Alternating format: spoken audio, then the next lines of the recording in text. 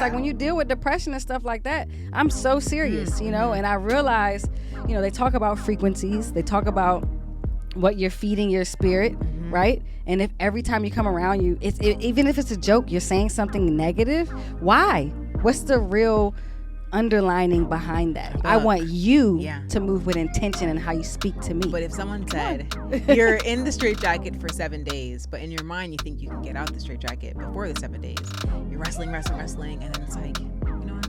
Let me just accept this. Let me just go through those 7 days. Or sometimes we're like, no, I know I can get out, and resistance brings pain. It's all necessary. With Tifani Sage. All right, we are live. Woo, we did it. We did it. The behind the scenes of things that people don't see. Right. Look, setting up to arrive. Hello, world. Happy. Well, I can't say the day because it's going to not be posted on that day. But hello, world. Thank you for coming to another episode of It's All Necessary with Tifani Sage. In this space, we are reminded that every life experience, good or bad, big or small, it's only to help propel us and prepare us for our next life experience and level up. With that, please comment, share all of the good things, show all the love, and let's get into it. All right. So my guest today is I always get excited, Reesa Renee. What's up? Right. Reesa is a super talented artist. Her recent album, Don't Be Broken Forever, is available on all major streaming platforms. And you really, if you want to listen to some good music, and I love the percussion, by the way, and just the flow, the message. Hey, that's the area go I'm from. And freaking stream it. So thank you. Without further ado, let's jump into this. Let's get it. So we know that how we are as an adult, there are many things that stem from childhood. So we'll start from there. Let's get it. Where are you from, and what is your fondest childhood memory? I am from PG County, specifically Largo, Maryland. The DMV, as known everywhere else. My fondest childhood memory was when I was thinking, I was like, is this like music related? However, I would literally have to say Playing Into the Streetlights came on because I love that. Were you outside. the type to ride bikes with like, because I was, ride bikes and like clip the playing cards on the back to make I it sound didn't like clip a dirt bike? the playing cards. I was the one trying to do the tricks though, jumping over stuff or riding with no hands or just exploring the neighborhood. I was an exploring active kid. I love that. And why, I know why, but why was that one of your, out of all the memories that you've had, why did that come to mind? Because it was carefree, outdoors, just thinking of the friends and the kids and the pool and the playing and like a carefree environment of like heaven. Nothing more than having a good time, you know? I love that. Who poured time and attention into little Reesa? I would have to say my brother. Wow. Yeah, we grew up really close, Okay. close in age. We was 21 months apart, and my parents were attentive for sure, but definitely occupied in ministry at the time. And my brother was always there, and we had a good time. As you can imagine, I wouldn't say we raised ourselves because we definitely didn't, but we had a lot of free time to have a good time. Yeah. He's younger or? He's older than me, so slightly older than me. So I would say my brother for sure. Oh, what would be two things where you're like, my brother taught me this, or he showed up in a way for me where I'm just like, oh, if I didn't have him. Oh yeah, growing up for sure, music. He was a producer growing up. He always used to make music. He used to make music back when we were in high school. I was more the athlete. I was around music. Now that I look backwards, I can tie it together and make it make sense. But you know, like we used to record the radio, or we would have a little machine and he would be beating on stuff and I'd be freestyling. But all like jokes and fun, right? But when I really got serious about it, I was actually pushing his music out to other people because I used to just vibe to it. And then I had a tragic life an event occur, if you will. And I found myself writing to his music, and I wrote my very first song called Got Me Loose. And Got Me Loose is a song that just really threw me into a trajectory. I won Apollo with it, and then it really started the process of creating my album and just everything career-wise. It kind of threw me into what I did. So I would say music would be the first and biggest thing. Whoa, pop, pop, pop. All right, so my name is Tifani Sage. I'm a confidence and clarity life coach. If you're feeling unfulfilled in your life, or you don't know what's next for you, I'm your girl. I can take you to new levels of clarity. Click the link in my bio for a complimentary, complimentary call with me so we can get your life on track. Click the link so we can connect. Shout out to Big Bro. Shout out Big Bro. I don't know what it's like to have an older sibling, but my mom is like my mother / older sister. I heard. But I wonder, do you think it has, the word that's coming to mind is inhibited, but I don't think that's the right word. But having an older brother, do you feel like it ever stifled you in any way, where it's like you're in the way? No. Okay. It probably helps that he was a boy and I was a girl. Oh, you know what I mean? Yeah. So maybe the roles were a little bit different. My parents always used to say that he used to speak for me for a point, but I am a very, have always been a strong-willed individual. So I would say, especially coming up, he was there in a sense to kind of guide me, if you will, and protect me in a sense in that kind of space where I could be my full self and knew I was good. Yeah. And then the older we got, I kind of took the role of like protecting him in a sense. Wait, too. was that how? You know, the girls, I was very protective over my brother as a kid. Yeah. But again, as we grew though, I've always had my individual foibles, you know what I'm saying? And I don't think we ever stifled each other in that manner. If you talk like maturing, if you will, there is a sense of individualism that has to occur where you have to kind of grow into yourself and detach, if you will. And that happened as it naturally does, you know what I mean? Yeah. Last one in childhood. How has your upbringing shaped you for better or for worse? I say, what they say, in hindsight, you can really piece See together. Yeah. I can see clearly. Yeah. Right. Somewhat. Right. So, of course, we all have the good and the bad of growing up and kind of what we've become. And it's hard to really piece it all together, even now, I would say one thing that I learned, and depending on the day, I'm thankful for it, and other days I'm not thankful for it. But my perseverance and my strong-willedness, you know what I'm saying? Like, again, as a kid, having a kid that's so sure about themselves is not the best, because you got to listen, you got to grow, you got to learn. There's no wisdom to go along with that.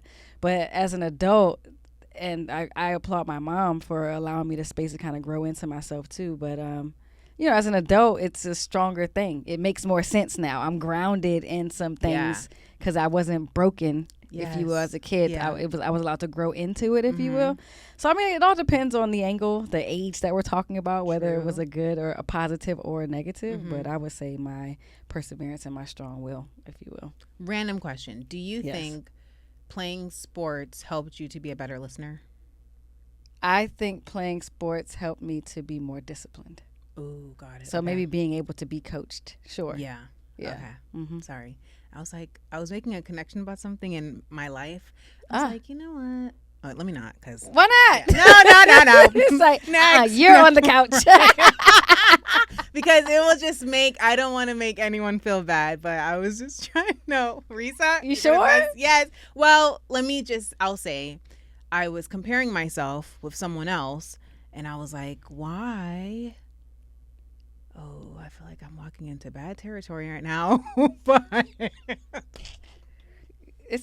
I'm just like, what's the difference between listening skills with mine and said person? And then I started to see, like, what could it be? Is it the strong? Because I can be very stubborn. Yeah. And I will say I'm a happy blend of, like, I learn from other people's mistakes, but sometimes I learn better when I go through my own, because I'm not going to listen to anybody if they say, oh, Tiff, you can't do that. You probably can't, but I probably can, like that. So I was just like, oh, because I've been an athlete my whole Oh, life. Coached. And if you don't listen well, you can mess up. You can cost the game. If the coach said, hey, jab to the left, then like pull up that shot, or like, you know what I mean? Like all those things. If you don't, unless you're like a star player, shout out to LeBron, but like, you know what I mean? But like sometimes it's like you have to just listen, because the coach can see the court better than you when you're in the middle of everything. Yeah. So, yeah. I wouldn't be able to speak because I've always played sports, but I would like to think the whole coach and mentee or mentee-mentor relationship doesn't always have to be in an arena of athletics. True. It's are you able to be taught? Are you able to lead and also follow? Yeah. Doesn't always have to be sports. What would you say, just being creative, like sports is one. What's another one where you're put in a situation that you have to listen? And not parent and child, like something else. Life in general. Like, how many times do you have to bump your head before you're like, okay, maybe I can learn from someone else's situation. You know what I'm saying? Maybe I don't have to scrape my knee to do it. Yeah. Maybe it doesn't have to hurt, like maybe I can actually take something in. I mean, every day. I mean, everybody has to start at the beginner at some point. And just because you master in one area doesn't mean you mastered all the areas or that you've triumphed and it's over. It's kind of like a reflection of even healing, right? You never heal all the way. Or what Gandhi was looking for, was it peace his whole life or something? Like he was just chasing this state of peace, but you never fully get there. It's continuous so long as there's breath in your body. So a master of, you have to always be a beginner. You know what I'm saying? Everybody's not a master in everything. So I hope that makes sense in terms of time. And when you said something, it made me think like, oh, that's a good one. When you said, maybe I don't have to scrape my knee. Sometimes I feel like me feel like, oh, it needs to hurt before I learn. And other times I'm just like, nah. You gotta learn. That's wisdom. Wisdom is the application of what you learn. Yeah. Because if not, then like we're hurting ourselves. We're deteriorating ourselves, while it's like you didn't learn anything. You're not gonna apply any wisdom. That is so good. Application. Yeah. You can learn, but if you don't apply it, then what good is it? You're just doing the same thing over. That was really. I feel like we could end right there, but done. Right. Bye, guys. All right, moving on to 100% necessary. So this is an absolute need for each thing. All right. First one is 2 characteristics you feel you needed to handle the journey of being an artist. It's so funny because when people are like, oh, I want to be an artist, what advice do you have? And the first thing I always say, and I truly feel in my heart of hearts, if you don't have to do it, don't do it. Oh, why? Why? Because as someone if this is your passion work, it doesn't always reflect monetarily. Not always. And Tell me about it. If it is something that, the younger days, you can screw around and be in rehearsals for hours on end all day, but at least my experience is as you get older as an independent artist, like there are things that need to be taken care of, and there are decisions that have to be made in order to be able to support yourself. And then I feel like as you mature even further, depending on, age is not where I'm at with it, just maturity. But then, then there's other, not just yourself that you want to take care of, but other people you want to take care of. And then as your parents age, then you want to take care of them. And, it takes a lot to do that. And I could go on a tangent about how the finish line is constantly moving. Whether we talk about Social Security and the lack of there, if you want to go like government type situations, or, 401ks that are disappearing, et cetera, et cetera. And you just want to be a resource for the people that you love. And, life is wild. Art you just doesn't all those always things. do I'm that. just like, oh, I didn't even think about that. Oh, I didn't even think about that. Like, and then people have different experiences and luck, if we want to, throw that in there. Yeah, I mean, I've been on both ends of it. Okay. You know what I'm saying? I've been on both ends of it. When I first started my career, I wasn't at the chalkboard, like, oh my God, we got to do this on this date and do this and that date and do this on this date. Literally won Apollo. Literally, got booked for longer shows. How old were you when you won that? That year was 2000 and 2011. Wow. That's when I won Apollo. Okay. And then that record, Got Me Loose, was so big, I was getting booked. So DC is a music city. A lot of people don't know that, like live show city. So I actually learned the studio backwards from the stage. Wow. So Got Me Loose was booming. We were getting gigs, and it went from, hey, come do a 30-minute set, to, hey, come do an hour set, to, hey, come do 2 45-minute sets. Wow. And I just had Got Me Loose and maybe 3 or 4 other songs. So we would be hanging out in the studio, or rather at the house, for real. We just had a rehearsal space in it. We would be jamming all day. So we ended up writing more records to Fill up the serve time. the shows. And then that's how I wrote my first album. So we're gigging, getting gigs. I'm opening up at Howard Theaters, a classic venue back at home. I'm opening up for all types of artists: Music Soul Child, Chrisette Michelle, Belle Biv DeVoe. You know, we're kicking. You know, How did you feel? What do they call it? The imposter syndrome. No, That's so good. I really don't like that term because I just feel innately we all know what we were destined to do, and we're not destined to just do one thing. Yeah. But it's like if you get into that spot before you think you're supposed to, then just go rock with it. It wasn't even I don't think I'm supposed to. So basically, when I discovered my voice, it was such a spiritual process for me. I had lost 2 friends around my birthday time. And I fell into, now I know, a deep depression. I was really messed up about that. And I found music as an outlet. And so that's passion work. This brings me back. Don't let me forget. I got to talk about why I tell people don't be an artist. I'm joking, but I'm not at the same time. Okay. But the passion work. So it felt right in my spirit to just kind of let it out that way. For me, it was a freeing process that selfishly I was called, or it is what I'm here, my being, right?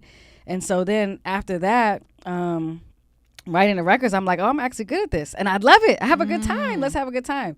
I went Apollo, and that stamped in regards to like a professional side of like, dang, you must really be good at this. Like, you got to be good, right?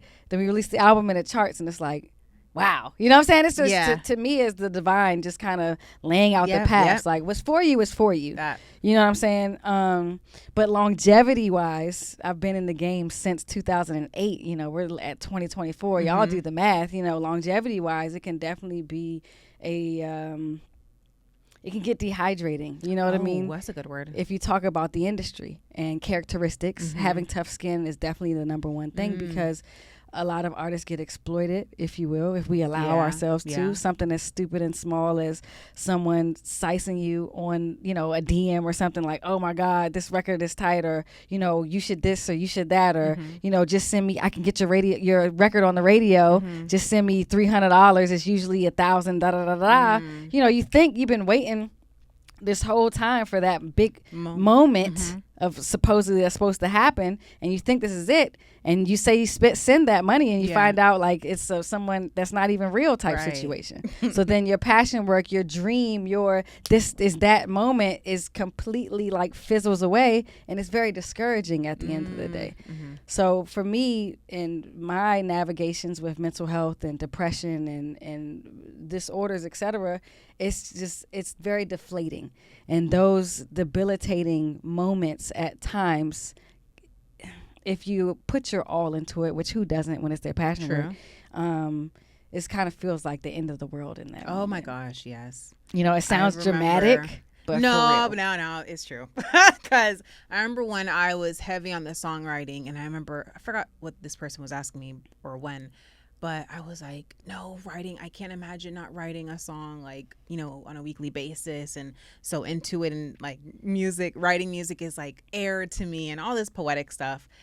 And what's it called? Like when you have those people like, oh, I can get you in the room with so and so, and then it's like you're so hopeful, you know, you're making sure you have a bunch of demos or things to present when, you know, if you're called on or whatever, and then it's like, oh no, something happened, you can't, you know, they want it to be a closed session, or they just don't even respond with the location. I'm just like, you know, or you get booked for a big show and you're like, this is it. I've had so many big moments like that, you know, like example, I got booked for South by Southwest, and they had a DC stage, and Backyard, which is a huge go-go band back home, was supposed to be my back line. which is like, whoa. Wow. And Erykah Badu, we were opening up for Erykah Badu that year. Mm-hmm. It was myself, a group called Boom Scat. Ari Lennox was on the gig too. Nice. Right before she big blew. She was already doing the things though. And there was a crazy snowstorm. Are you kidding? I had rehearsal with back and everything, and I was just so ready. And maybe the day before, I find out Back is not going to make the show because they got stuck in DC. Oh my God. You know, and it's like, this was it. This was this big, huge moment on this big, huge stage. And you're stuck between, I should be grateful that I'm on this stage, which I was, but it was just in my mind, this big, like, expectations. Break. Correct. Expectations. Be fucking us up. Yeah. And to say, you know, whomever, you know, Sally in Arkansas, you know, who saw that I was out there might have been like, yeah, Reesa, she did it. She made it. I might be inspiring to her, but me being myself am like deflated. Ooh, something's coming to mind where it's like, wow, filling someone else's cup, but your cup's not being filled from what you wanted. But it's like, as you said, between grateful and it's like, nah, I'm really tight about this right now. You know? But also, too, I feel like there's a little message in this, a little message that it's so important for all of us to create our own opportunities because I feel it helps protect it a bit versus we're always at the mercies of, oh, my gosh, this person could pull this out or the weather could, anything mess this can up happen for us. Yeah, I agree. I think that it takes away, and again, whether you're a creative artist, like singing or in whatever aspect, an entrepreneur, you know, whatever, the whole savior mentality is probably where the adjustments can be made. You know, at the end of the day, instead of holding your breath for this big, like this is going to change everything moment, live in the present of it actually is happening now, and we are in alignment with, you know, our destiny now. You know what I'm saying? Love that. Yeah, I will never get tired of hearing that. Like alignment and what's for you is for you. Yeah, it's like, yeah. Yes, thank you. Just make me lie to myself. I don't think it's a lie, but sometimes it's like I just need to hear it. I just got finished saying sometimes optimism, you feel so foolish being optimistic. I hate it sometimes, you know, that of course you can find a quote that'll like, it could be worse. I hate it, but I understand it, but I hate it at the same time. But at the same time, like even when I found myself at my darkest point, it's just like, I won't say I can't quit because I can quit, but I can't, if that makes any sense. And that's very frustrating because it's like, I don't know why when you're saying this, the image came of like being in a straitjacket and it's like, my mind's going nuts. But if someone said you're in the straitjacket for 7 days, but in your mind you think you can get out the straitjacket before the 7 days, you're wrestling, and then it's like, you know what? Let me just accept this. Let me just go through those 7 days. Or sometimes we're like, no, I know I can get out, and resistance brings pain. So just sit, yeah. I'm still learning those lessons. You know what I'm saying? Yeah, ultimately. Yeah. So I say tough skin is the first characteristic. And then I would say optimism, as much as I hate I love that, the word, but I don't. You know, just remembering the why. The why. You know, but just being attached to the reason. And I hate that I'm saying all this because I'm going to look back on this and be like, you better listen to what you said. But it's true. It's true. Just following your gut ultimately and just sticking to that.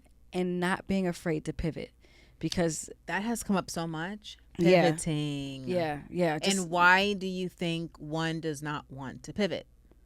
Maybe they're afraid that they'll lose something if they put it down or let go of it or don't over. So I don't know what it is about this over focusing on something, thinking that it'll change it.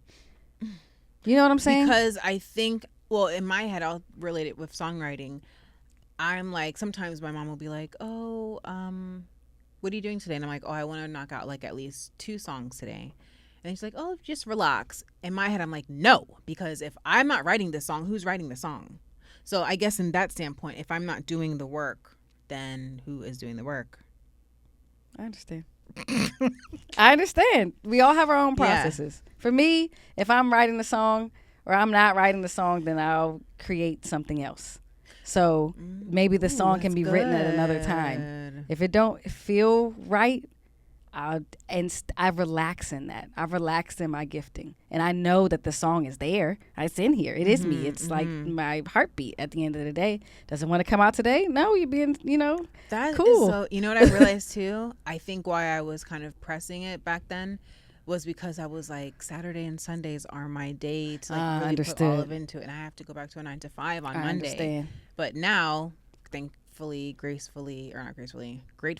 that's not my lifestyle now. But I could see where, especially people in the 9 to 5 world, and it's like you only have like 48 hours really, you know. I understand. So this is such a journey.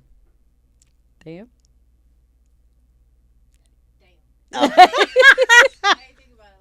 Oh yeah, no. Now you saying that makes me think like, wait, 2 days. Yeah, I get that and that is why I work so hard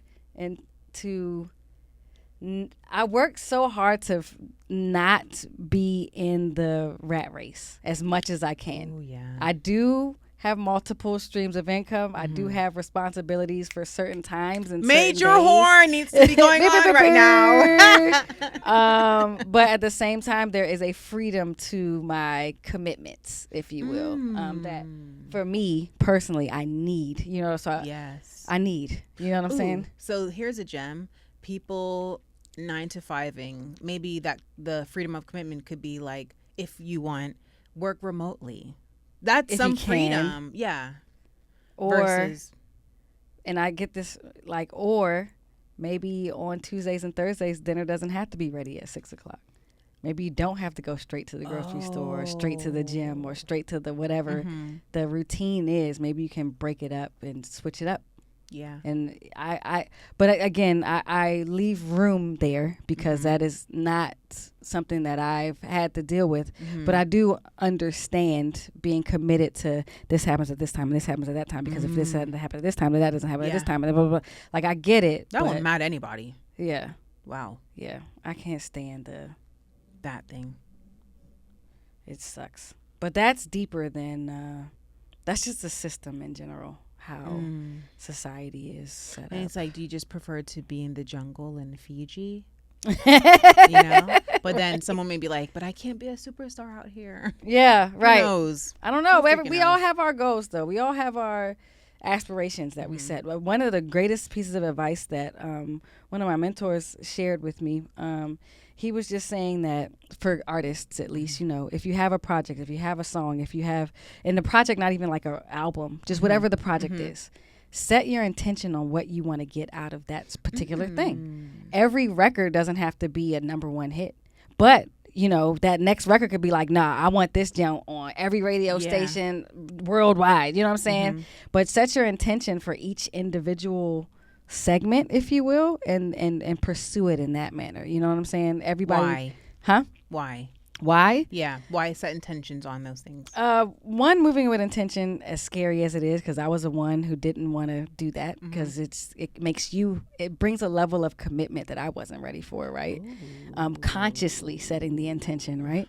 But when you do that, it gives you reachable goals. It gives you some type of like, okay, I had a goal to go to the gym 4 times this week, and I only did 2, but et cetera, et cetera, et cetera. This is how I can adjust. This is whatever the case may be.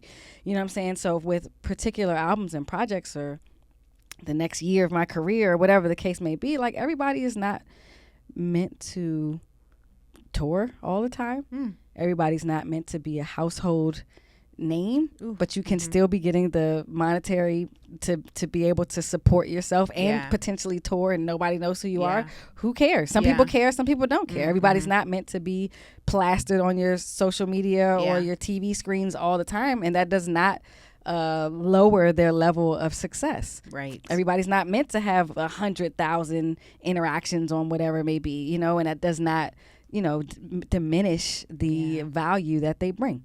I say, don't look at the numbers. Just keep doing yourself. Yeah, or even with my TikTok, like, we had issues. Obviously, the numbers ain't where it's supposed to be at, but it's like, you know what? That's okay.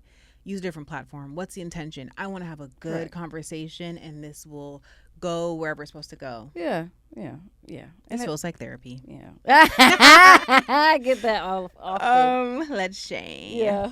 2, things or places that refresh your creativity? As of late, the jacuzzi at my apartment. I love that.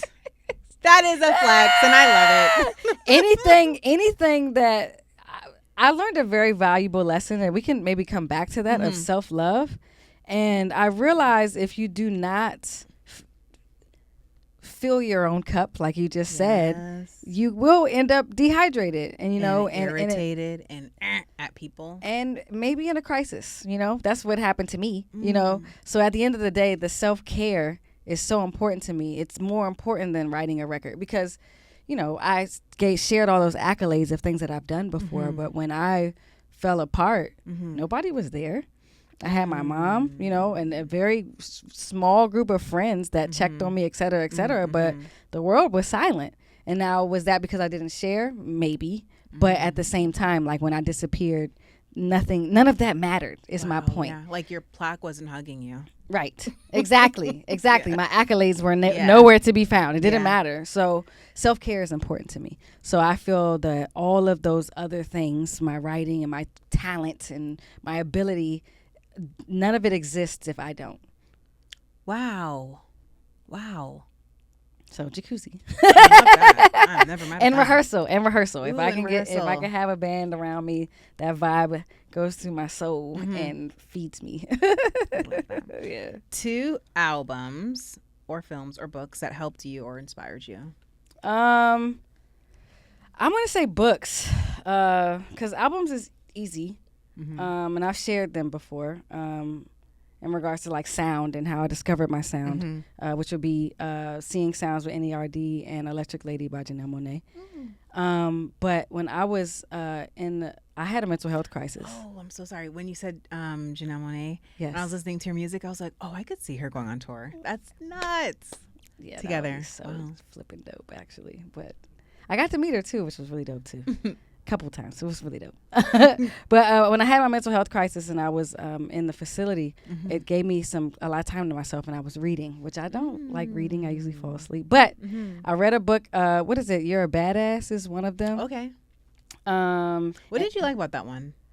It just I needed to hear that. Oh, okay. I was very... The affirmations. Correct. I needed to be reminded, like to just Who kind of the lock in F with you myself. are. Yeah, exactly. And then The Subtle Art of Not Giving a Bleep. Oh, I like is that that the one same too. author? I don't know. Okay.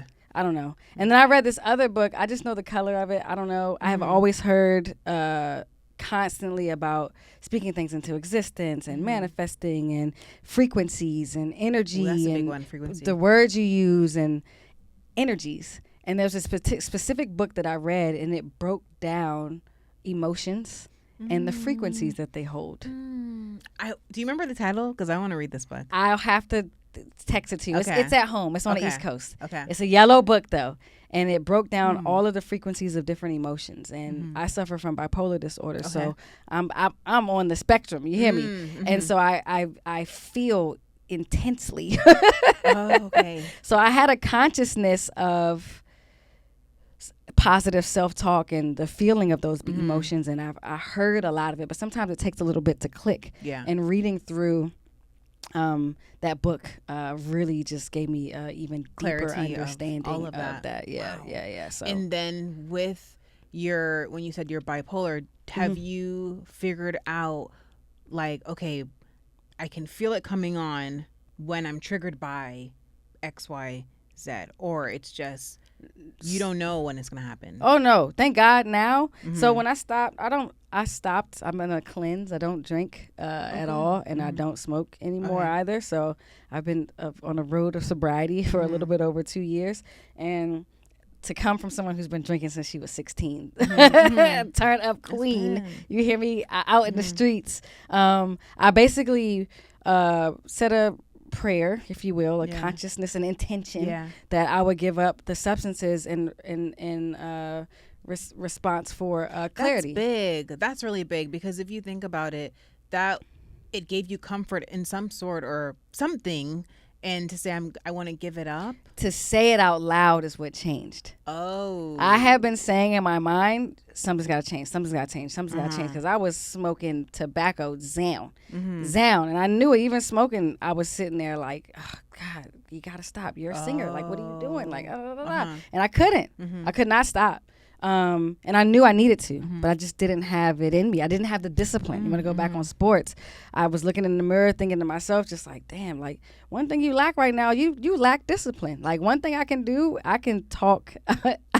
I'm working on it now because the way I talk to myself, I understand that people don't receive it in the same manner and it can come off a bit harsh. Like what?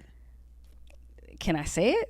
Yeah. Yeah, I'll be looking at him like, bitch, the fuck is you doing? Like, That's wake how I up. talk. Like, tighten up. You know what I mean? Like, I don't know if it's bad, but it's just like, I think, like, the Caribbean, Jamaican people are very, and it's like, you have to get it. Like, you have to. Yeah, exactly. Then it's like, wake up. I got it. Right. So you got to talk like that. Right. You do. But I'm not condoning verbal abuse. Correct. Exactly. So there's another side to the healing in that I'm learning too. So it is, yes, I can do that. But there is an ounce of me that has to, and it goes back to probably my childhood too. Not that my parents ever talked to me like that, but the self-love. And when you don't love yourself, you talk to yourself in manners like that, and then you allow other people to kind of treat you in that manner too. So I feel that's where my line is drawn, where I'm just like, no, you can't talk to me like that. I can be like, maybe not with the words, but what about with the behaviors? Ooh, give me an example. So I don't know, boundaries at the end of the day. If you allow someone to, I don't know, like laugh or joke, even if they're joking. What if they're joking? If how I think if I think it's funny, I'm laughing at myself too. And like when I'm playing tennis, if I'm playing against my brother and there's like one more point, I'm like, come on, bitch, let's go. But it's not like that bad bitch. It's the, come on, like good bitch, you know? I mean, yeah, I understand. It depends. For me, it's different. You know, it's different. Because to me, from my life's experiences, you know, if I feel like half of jokes are actually true. Oh. So. And I think that was back to what you said about the artist journey thing, having tough skin. If someone's just like, Tiff, like you know you can't run 5 laps, like I'm like, yeah, you're right, I can't. But it's like just knowing the truth, like not being afraid of the truth. Understood. But also too, it's like the delivery, like correct. If that is it, no one should be saying that's my point. Blah, blah, blah, you blah. suck. You ain't shit. Yeah. Oh, like, that I don't like that. Like, I don't like the you ain't shit thing. Or, you know, or even if it's a joke, I don't play that anymore. Oh. I used to. It was okay because that's how I talk to myself. But at the end of the day, only, like you said, only I can talk to myself like that. And at the end of the day, even if you're joking, like don't talk to me like that. Yeah. Don't come at me like that. I don't. When you said it, like everything inside me raised. Like I don't think anyone should be told or think to themselves like you ain't shit. Like. If you ain't shit, then we all ain't shit because we're all human at the end of the day, you know? Or if someone like comes to you every day and was like, what's up, bitch? Every day? But if it's a joke? No, that's not exactly. That's what I'm saying. Okay, that's what I'm saying. But like for some, like it's a joke and it's cool. Like, that doesn't work for me personally. For other people, that's perfectly fine. And at a stage in my life, like maybe that was okay. You know what I'm saying? Like I had a old friend that we used to say, what's up, shithead to each other every time, you know? And of course, like it's cool. But after a while, I realized I'm so serious that was a reflection of I wasn't loving on myself properly. Don't talk to me like that. I'm a lady. What the fuck is wrong with you? I'm so serious. Like, and now I'm at a point now where I that's where I draw the line. Yeah. It's not funny to me. It's not a joke to me anymore. That whole like brotherly love, like pick on you type shit. You get what I'm saying? Yeah. I'm a lady. I'm a grown ass woman at this point too. Like, don't talk to me like that. That I'm so glad you brought that up because growing up, I definitely was a tomboy. Yeah. And I found pride. I didn't realize it, but I liked that the guys can talk freely and not be like, oh, Tiff's coming. Like, just talk normal. Yeah. But I think it's a fine line between them wanting to. I think the root is, why are you guys talking like that? Mm-hmm. Because it's cool, like, oh, you feel nice to talk like that around me, but my presence shouldn't dictate what you say. Like, you should be speaking, you know. Male or female. Yeah. To me, I think that society the powers that be, whatever, the man, the woman, whatever, beats us down so much every day.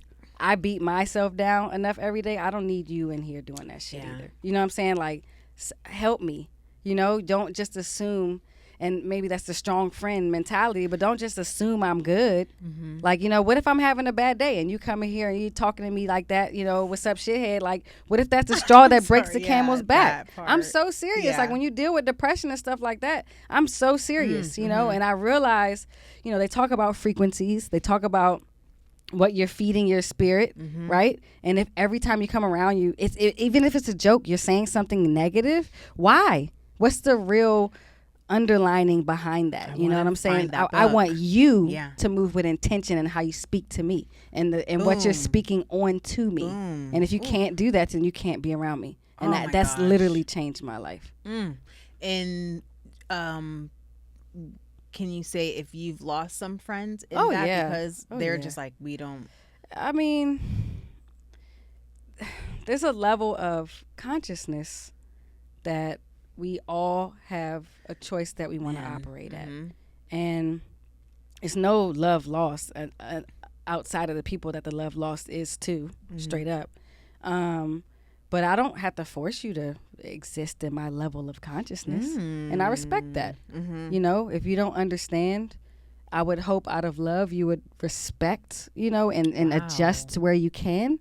But if you can't do it in love, if you can't deal with me in love, and learn my love language, even if that is your love language, I respectfully will love you from a distance. That's so. I had to change my entire environment, but it wasn't. It happened with me learning how to love myself. It happened with me completely falling apart, losing all of my consciousness, if you will, like building from the ground up and really looking around to see who was there. And granted, you know, again, like grieving, that's a very touchy subject, right? When someone passes away, it's hard to know what to say anything at all. Do I ignore you? Do I not deal with you, etc.? But it takes a very special relationship. It takes a very special level of maturity to maybe just be like, hey, I don't really know how to respond since your loss, but I'm here anyway. Or if you need some space, like, you can have it, but I'm here to love through that. There seems to be some awkwardness, if you will, or distance wise, where things just change. And losing oneself is a sense of grieving. Wow. I was more thinking like, you know, I lost this person, but like losing yourself. Wow. It's deep. Yeah.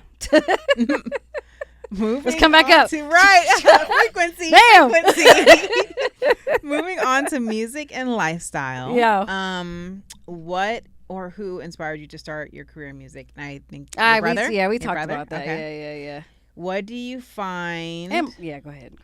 And my own personal journey, my life, inspired me into music. Storytelling. I feel like some of the things I had to deal with coming up were unique. And the fact that I'm still breathing, it just gives me a reason, right? It gives me a reason to, like, maybe at some point I'll figure out why I'm still here. So in the meantime, I've had to ask that myself. I'll just talk about my story, hope that it can inspire someone else, and we can all just continue to run around like, you know, like, okay, optimistic. Right. I love it. What do you find to be the most challenging and the most rewarding aspect of the industry? Challenging is being a woman in the game and feeling like I've been doing it myself this whole time. Now, granted, not everything, obviously. I wouldn't be here, but I also wouldn't be here if it wasn't for myself. I always say, if anyone, what did I say? I said, if you can't say that I'm here because I did it myself, but you also can't say I'm here because of someone else. It's like positioning. Ooh. You can't say that. Yeah.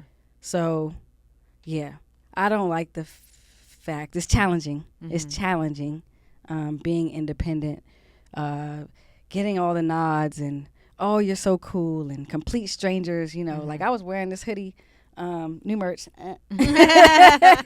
walking down the street, and on the back it says, Don't Be Broken Forever, the album. And a guy just walked up to me randomly. He was like, oh, my God, I love that message on the back of your shirt. And I'm like, thanks. You know what I'm saying? Could I have used that as an opportunity to spill everything? Go listen to my album, tell everybody. Yeah. I could have, but it was just kind of like, let's connect as humans in this moment. Yeah. And thank you. I appreciate that, you know? But you get things like that, and you get the, why hasn't anybody signed you yet, or whatever the case may be. And again, I've been in this since 2008.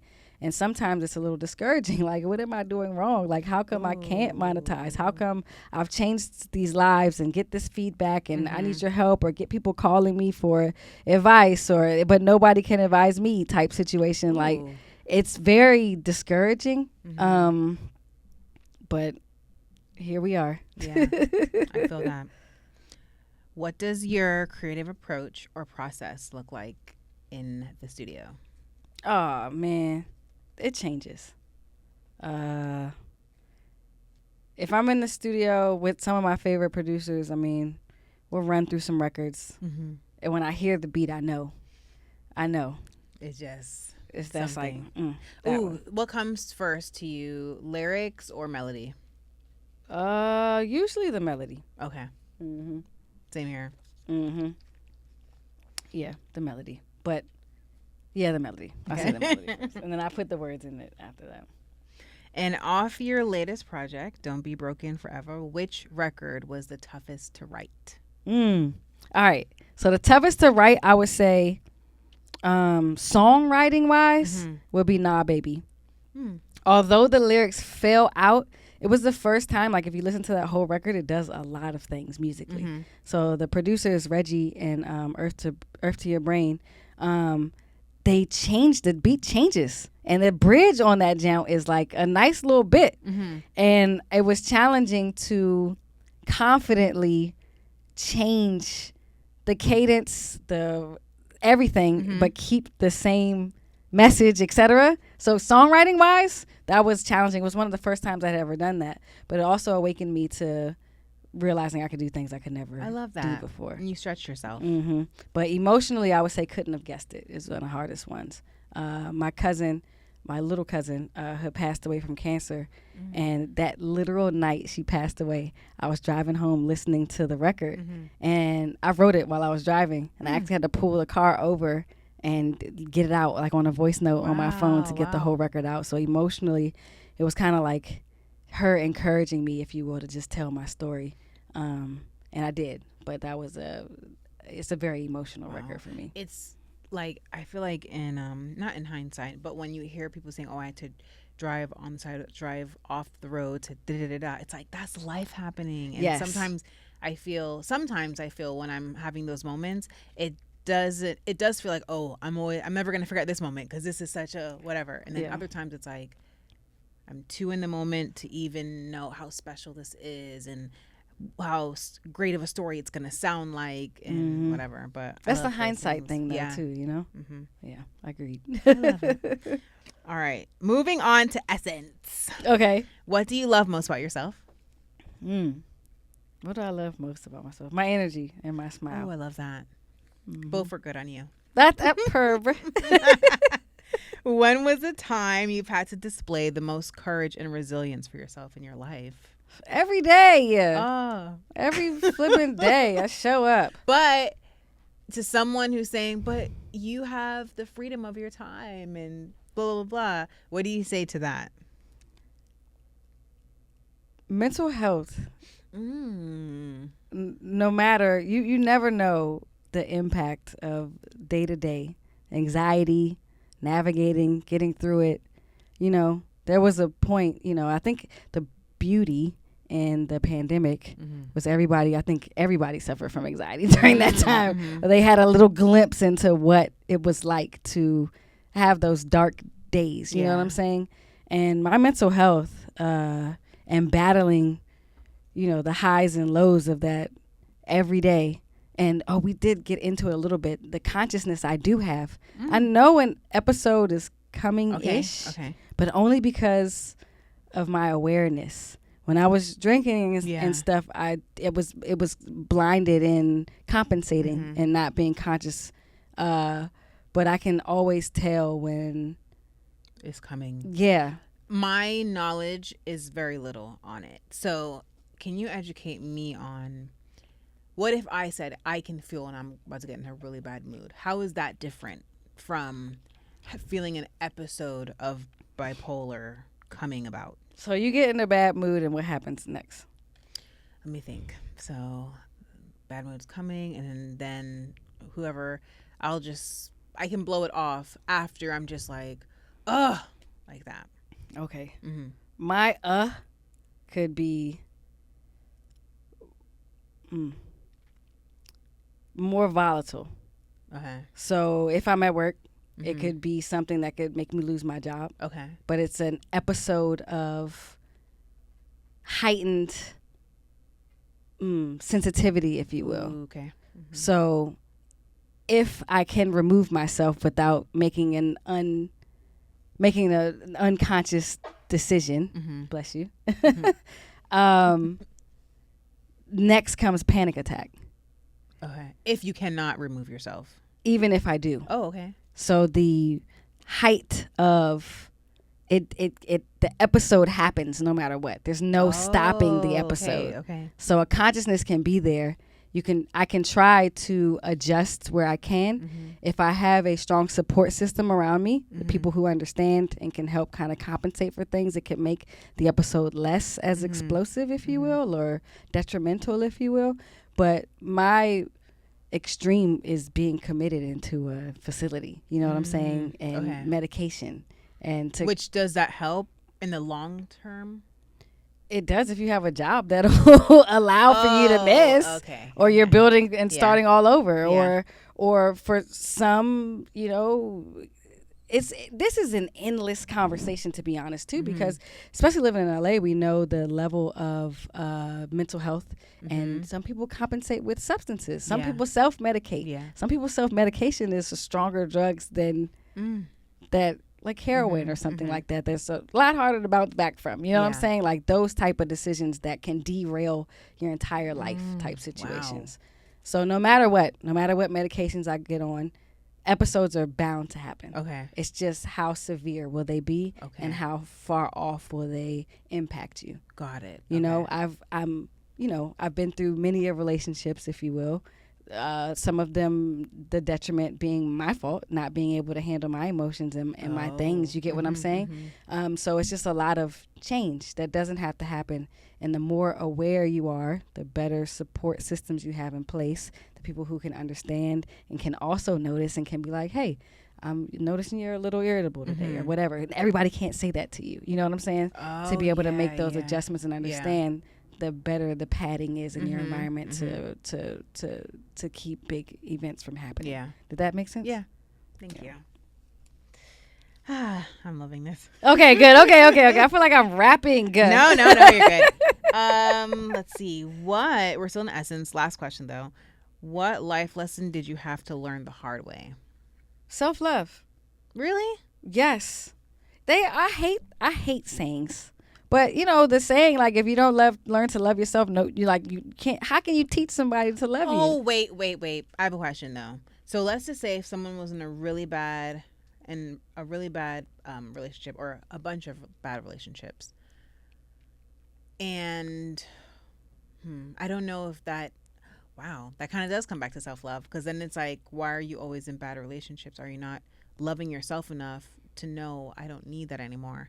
But if they have come out of those, they love you to the bone. Who loves you? Your new partner. Oh, okay. Your new partner loves you. Wait, what the heck am I saying? You're talking about partners loving you. It's still internal, though. Oh, wait. So I was going to say, like, the self-love thing. Like, what if they're still healing from those bad relationships, and there's still some not self-love within themselves, but they love you so much? That's not possible? I'm not saying that's not possible. What I am saying is that we all have a responsibility to hold ourselves accountable, to not be the victim at the end of the day, even though there may be very valid reasons that we are. Because at the end of the day, we allowed the space to be that. You get what I'm saying? Yes, and that also connects to accountability. Right.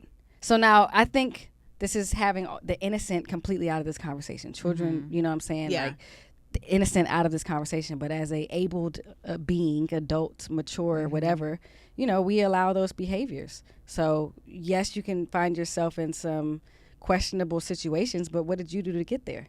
Oh my gosh.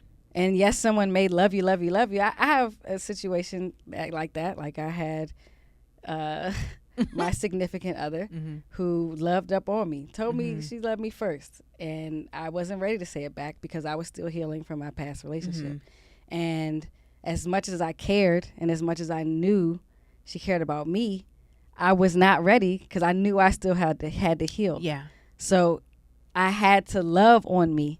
And the only thing that brought me to that point was realizing how I sacrificed myself in the past, and maybe I didn't have the ability to put up the correct boundaries to protect myself. Yeah. So I knew I needed to take that extra time to love on me, to learn what loving on me is like. Right. But I wonder in that situation, is it I keep every time you're speaking, I'm like, bam, and then like I go in a brain fog. But I wonder if that wasn't you not loving yourself. You just didn't know, like, hey, it's displaying as you don't have self-love, but you just need to learn to have the boundaries. I didn't love myself. Oh, never mind. Okay. For sure. The abuse I put myself through. Oh, and you knowingly. Yeah, I never, and I don't want to go too dark in this conversation, but I am a dark being, but not at the same time. I'm very a light being too, but I'm not afraid of the darkness. And I mean that in saying, I recognized while I was in the abyss is what I call it. Okay. I never had the courage to actually commit suicide. Okay. That wasn't a thing for me. You know, I never had the balls, if you will, to do it. But I did it in abusing my body. Got it. You get what I'm saying? And blacking out, drinking so much. Got like, you. you know, and maybe I was lost in the abyss. Maybe I'm not being gentle enough with myself in my journey, if you will. But here we go to looking in the mirror and just saying it as it is, right? The reality is, you know, the black and mild packs that I was smoking every day, at the end of the day, like, yes, I knew that wasn't good for me, but I was doing it because I didn't want to live. The guilt in me was just like, let's just make it faster. You get what I'm saying? Gotcha, okay. And to me, that's not self-love. Yeah. That's not self-love. Yeah. So when the substances is really what brought it to light for me. And then also, again, to see the environment that I had garnered around me and the lack of support, even though the support was there, the support that I needed. Yeah. You got what I'm saying? So if you take the time we take the time to actually see what things need to be in place to fill our cups, then that's the best way we can attract the proper love that does it naturally. It's all a full circle. All right. I'm rapping. You got me on here big rapping. No. I hope everybody's rap with me. on this. Rap on this. This is the fun section. All right. What's your guilty pleasure snack? Cookie dough. Get out. I will throw it in the microwave. Wait, what brand is this? It doesn't matter. It could be Pillsbury or what's the other one? Wait, is that healthy to eat like that? I made some. You said guilty pleasure. Okay. I made some. The website that I was reading, it said it's hippie cookie dough. So that's what it's called? Tell me. So the ingredients are, and my cat's looking at me like, girl, what is you doing? But I'm like, I'm trying something. So it's peanut butter, dates, vanilla extract, rolled oats. Oh, you from scratch, girl. Yeah. And I wonder if I'm missing one more thing. But I just blended up, and then I took it out and just rolled it and put it into the freezer for a little bit, and I put it into the fridge, and it tastes so good. That sounds healthy. Ooh, it's so good. Dates? It's really yummy. That really sounds good. It's like, you said I oats? love. Yeah, I can text it to you. It's really chewy, and it's just like, ooh. So I got tired of buying protein bars to go work out, and I'm like, there has to be a more cost-effective way. Yeah. So I hit up my brother's girlfriend, and she was like, oh, you could just do this. And I'm like, yeah, I'm going to be writing Try it this out. for a Yeah, while. okay. Yeah. Please share. Please Okay. share. That's my guilty pleasure, though. Now you about to get me healthy. Right? Drinking alkaline water and stuff. What's your weirdest habit? My weirdest habit is I pick scabs. Ow. Yeah, I've got a little affinity for pain, as you see all these tattoos. So That looks bomb, by the way. Thank you. What is that? Me and my tattoos. So this is. Oh my gosh! I need to get like the camera view on this. I know thing. this is actually me, but so Dia de los Muertos is a celebration of The dead? The dead, Okay. correct. And the way I look at myself is, Are you of Hispanic descent? I'm not. Oh, okay. I'm not. I'm just very attracted to their Okay. culture. Okay. Okay. I died. Uh-huh. I spiritually. Got you. I connect with the renewal, if you will, of death. Death is not always negative. It's like a rebirth, if you will. Yeah. So yeah, it's like a rebirth of me. And this is specifically highlighting my move out here to California. So this is just the first step in it, but I'm going to be hitchhiking, and there's going to be like a whole little scene over love here. That. But he did Wait, what's going to be over there? a whole scene, I love scene, that. a girly hitchhiking. I have like some in the to desert. add on mine, but I've Big been seeing time. that for years now. So I'm doing it. I'm doing it. He always set me up though. He did my whole arm, and then he was like, "I want to do a leg," and I was like, "Okay." Now he's Wow. got my whole leg. So wait, there's that. did he have to pay for? You had to pay for that? Not this one, no. Get out! We did a tattoo convention, so he put me on like display at a tattoo convention. It was I his love idea, that. so I said fine. Bomb. Yeah. What makes you feel alive? That's a hard question. Really? It is. What about the sun? I mean, that sounds so like Tiff. Shut up. But like when you feel the sun on your face, it doesn't make you feel a little like perched. It depends on the day. Okay, that's you fair. know, reconnecting with my purpose, I guess. Ooh, that's a good one. Mm-hmm. What are you most thankful Human for? connection. Yeah, That me too. is what I was gonna say. That's what does it. Human connection makes me feel alive. It's like I'm not alone. Yeah, yes, it's true. What are you most thankful for? Ooh. I'm thankful for my friends and my family, my genuine ones, genuine connections, genuine people, genuine folks. I'm leaving this interview with the word frequency in my head because that really was like, that's why I don't like you, or that's why I love you. Like, it's that. I'm sorry. It really is that. Frequency. All right. Last question. Woo! What is your no, sorry, false start. Okay. So second to last. Okay. What would you like to say or ask your future self? Why? I'm hoping my future self will be able to make sense of all the things that I went through. That's deep. Yeah. Okay, now last. All right. What is your ultimate life motto? I don't really have one, but That's I do okay. have a funny motto that I used to say all the time. And it was my first album entitled Release ever. And we were just frustrated. It was my first time going through the mixing process, and it was just a lot. You know, we wanted to get it done at a certain time and independence, so we're financially, you know, investing in ourselves. And the engineer used to say every time, "I've been to the future, this ends well." Oh, wow. I love that. That's So such it's like- good hope. Yeah, so it's like, don't worry, this ends well. We'll be fine. And not to end it on a deep note, but I was listening to someone's live the other day, and they were like, we need to stop, making it a negative thing about death. Because he said, if life is good now, if we have good moments here on this earth, why do we think it's going to be bad where we're going to go next? So That's valid. but if someone's going through a shitty day, a shitty month, a shitty year, I'm just not me, sorry. But at times though, I'll be like, let's think. That doesn't seem so bad. And not in a nasty bad way, but it's just like there's more to experience than just this life. I think that's a whole different conversation. It is, and we could be on this couch for another hour. I know. Because remember, the abyss is what you're referring to. Ladies and gentlemen, I give you Reesa Renee. Thank you guys so much so for good. listening to me Thank rap today. you. And thank you so much for having me. You're I appreciate welcome. it. Thank you.